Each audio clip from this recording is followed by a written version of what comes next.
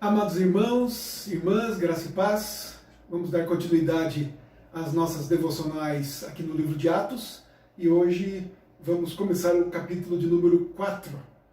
Os primeiros versos nos dizem assim: Falavam eles ainda ao povo quando sobrevieram os sacerdotes, o capitão do templo e os saduceus, ressentidos por ensinarem eles o povo e anunciarem em Jesus a ressurreição dentre os mortos.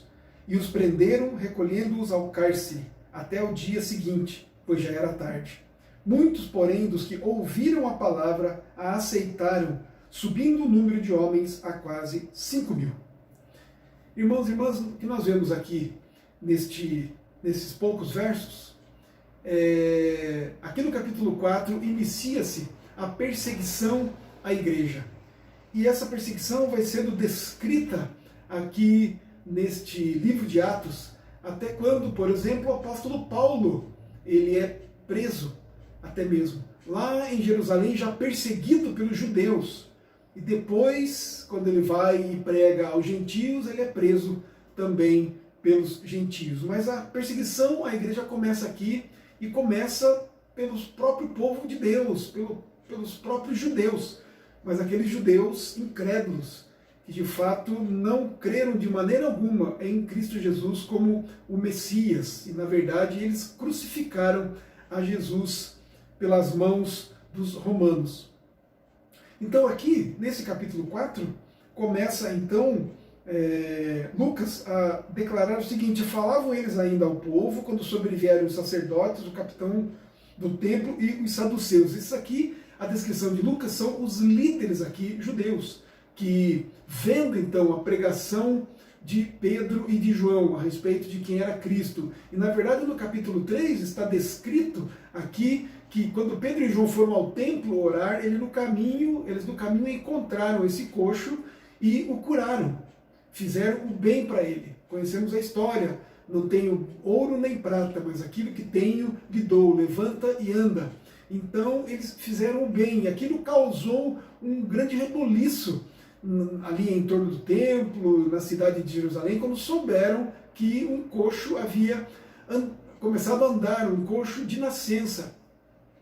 Então, enquanto eles ainda ensinavam, pregavam, falavam a respeito de quem foi que fez esse milagre, e não eles, conforme nos diz aqui o capítulo 3, eles se põem diante do povo e dizem: não fomos nós que fizemos isso, esse milagre.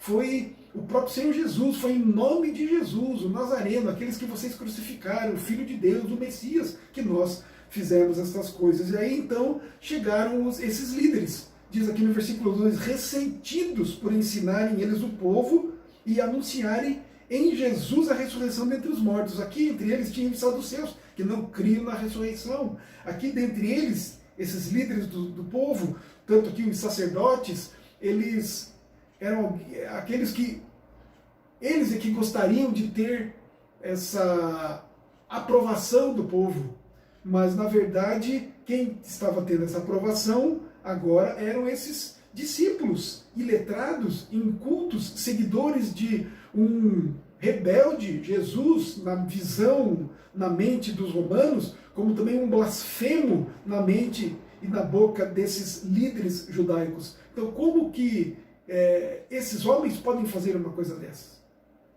Então eles ficaram assim, ressentidos, com ciúmes, né? E aí então prenderam a eles.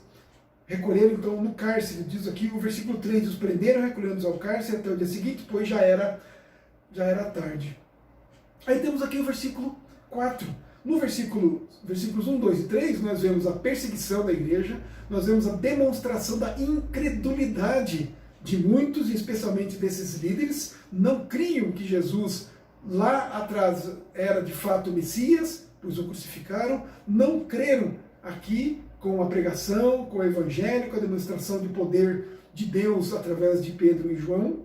não creram. Então vemos a perseguição e vemos a incredulidade deles. Mas no versículo 4, nós vemos aqui muitos, porém, dos que ouviram a palavra a aceitaram, subindo o número de homens a quase 5.000. Nós já vimos um pouco atrás aqui que na primeira pregação de Pedro, 3.000 se converteram. Aqui esse número subiu para 5.000, ou seja, mais 2.000 pessoas se converteram à pregação do Evangelho, ao poder de Deus, se dobraram, reconhecendo os seus pecados, reconhecendo quem era o Cristo, que aquele Jesus, o Nazareno que eles crucificaram, de fato era o Messias, o Salvador, e eles creram nisso, creram na palavra de Pedro e na palavra de João. Então, o que nós temos aqui nesses poucos versos, nós temos aqui então, como já disse, a incredulidade de muitos e a perseguição da igreja, iniciando aqui no capítulo 4, como também vemos aqui a convicção e a coragem de Pedro e João para pregar o Evangelho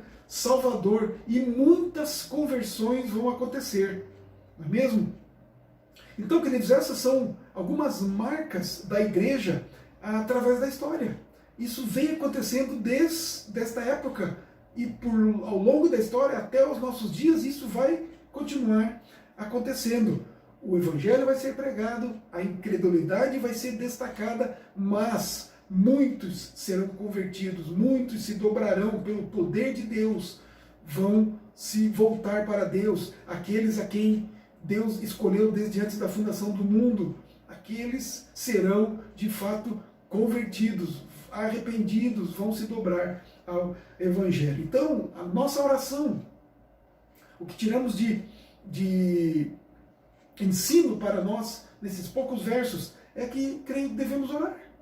Devemos orar para que o Senhor, nosso Deus, nos encoraje, para que Ele nos capacite a pregarmos o Evangelho da salvação, a tempo e fora de tempo.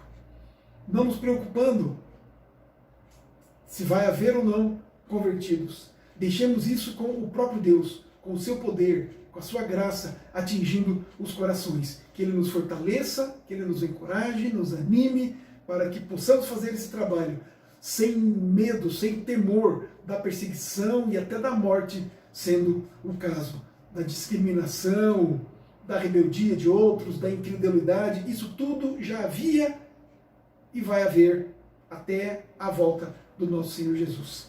Que seja assim então. Oremos ao nosso Deus por essas bênçãos. Oremos para que sejamos fortalecidos e encorajados a pregarmos o Evangelho da salvação. Em nome de Jesus.